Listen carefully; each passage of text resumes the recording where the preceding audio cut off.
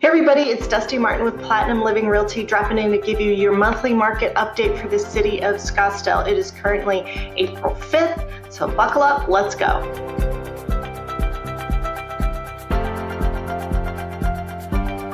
All right, our active listings are down in Scottsdale 16.4% over this time last year.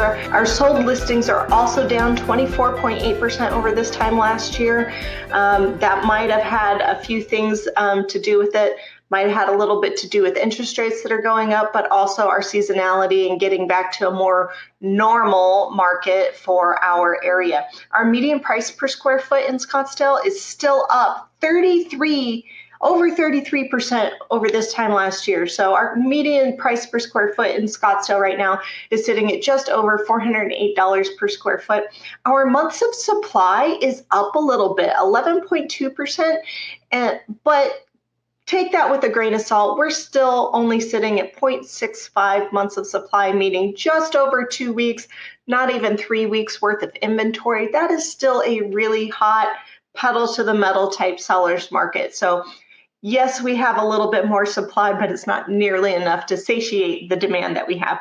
And then our median days on market is way down, and it was already down before, but this month it's down 41.9% over this time last year. We're currently sitting at an average 18 days on market to get your home sold.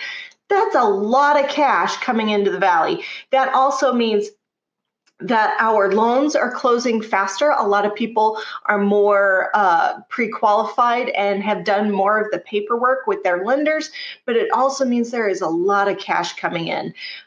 So keep that in mind. Things are going to be lightning hot, despite the fact that we had an almost 1% increase in mortgage rates this past month. Now, next month, going into next month, we want to keep an eye on that to see if it has more of an effect. Going into next month, that's when usually our market starts to slow down and our snowbirds start to leave. You usually see it in our luxury market first, but usually March, April, May, June, July, that's when we see traditionally the most closings we have. But those are usually things that go under contract in March, April, May, and then they close in June and July.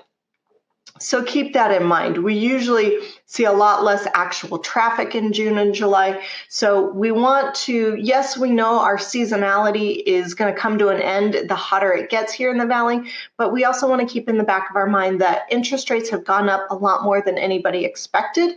Not enough to be considered a high interest rate, if that makes sense.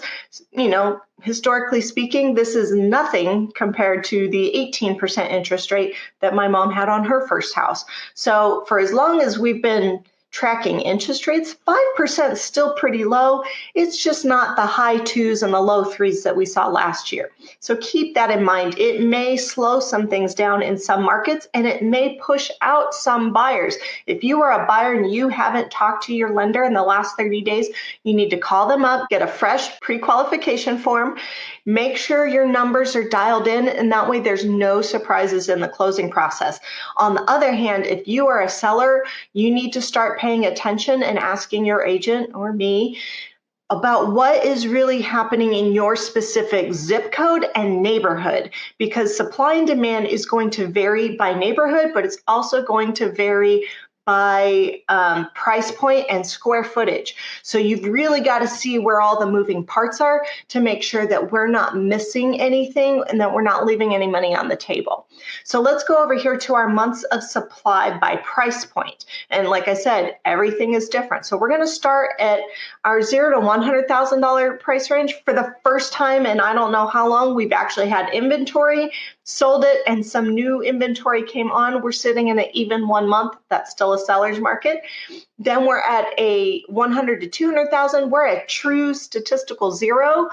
I don't mean no data. I mean, we had 4 properties. We sold them all. Nothing came on the market. We're at a true zero. Like you cannot get any hotter than of a seller's market than we are right now in the $100,000 to $200,000 range in Scottsdale. Then we're going to drop down in the $200,000 to $300,000 price range. We're sitting at 0.47, in other words, just under 2 weeks worth of supply. Again, crazy white hot.